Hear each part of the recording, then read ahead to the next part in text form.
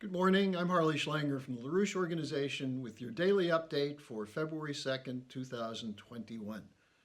Well, you've probably noticed that the Biden administration appears to be racing ahead with its policies for geopolitical confrontation with Russia and China, escalation of the wars that were left from the Bush and Obama era, and also racing into an embrace of the Davos billionaires of the Great Reset and the Green New Deal.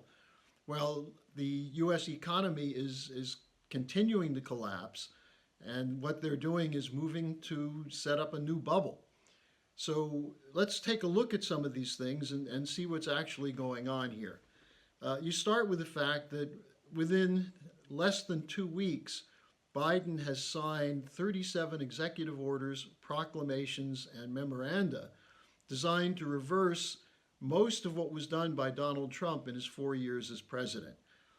To me, the most telling of these are the immediate move to put the United States back under the Paris Climate Accord, which Trump had removed us from as his first act, which was a very important step in his administration. But Biden immediately did the opposite, and he's carrying out a number of other measures that are coherent with the anti-growth Malthusian Green New Deal.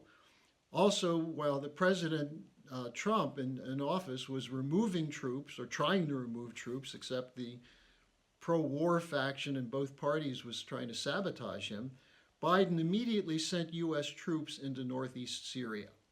So we see the push coming from them. So what else is going on here? Well, after proclaiming his desire for unity and bipartisanship, we have an impeachment trial set to begin next week on February 8th. We're seeing censorship being done by people who supported the Biden campaign of big tech, Silicon Valley, and others. We see the defamation of Trump supporters who are being called terrorists, racists, Nazis. You look at the Congress, what's going on.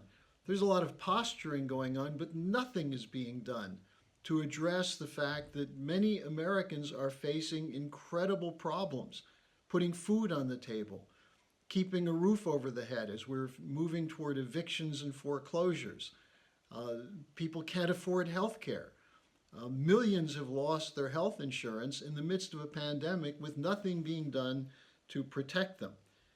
And you look at instead, what are they moving towards? They're embracing the Davos billionaires policy of the Great Reset and the Green New Deal, which will accelerate the collapse of the physical economy, the goods production sector of the U.S. economy, and instead create a new green bubble.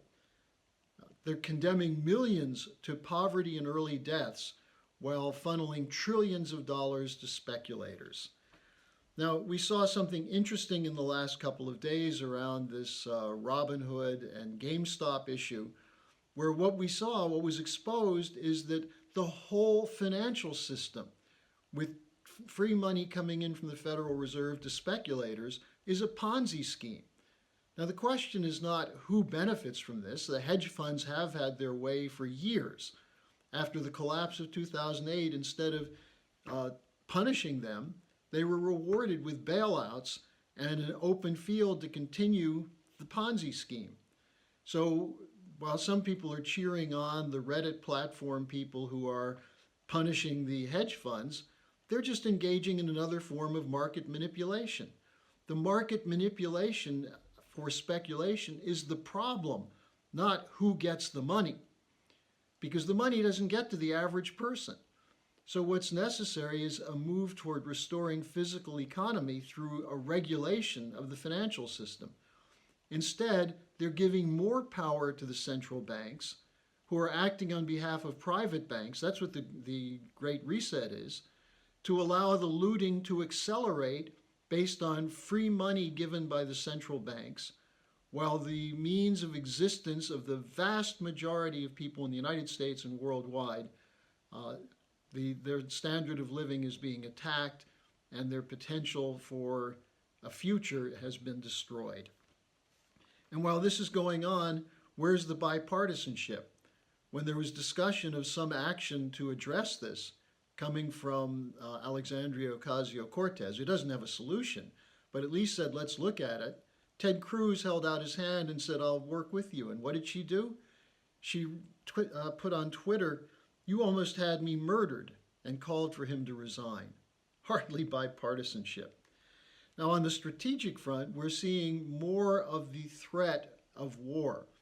With Biden, although he did sign with Putin an extension of the START nuclear arms agreement, at the same time he lectured Putin on the Navalny affair, telling Putin that you can't suppress opposition. What the hell do you think is going on in the United States? At the same time, attacking Russia for hacking again, SolarWinds, the same story, the same lies. This is a move toward false flags, just as Ukraine was set up under Obama with Biden as the point man to heighten tension between the US and Russia. And at the same time, there's a threat of war emerging over Taiwan with Biden, who, by the way, is not in the pocket of the Chinese Communist Party, but is pursuing the same war policies for the military-industrial complex that were done under the Obama-Biden administration and were launched under the Bush administration. The whole war on terror is a fraud. It's an excuse for more wars, more American lives lost, more killing of innocent civilians in the countries we attack, and the loss of trillions of dollars that go right into the pockets of the military-industrial complex, the defense production, the contractors, the firms in the Beltway, and so on. So this is Biden's policy. Meanwhile, they can't even complete a stimulus bill after promising $2,000 and delivering, $1,200, $600 per person.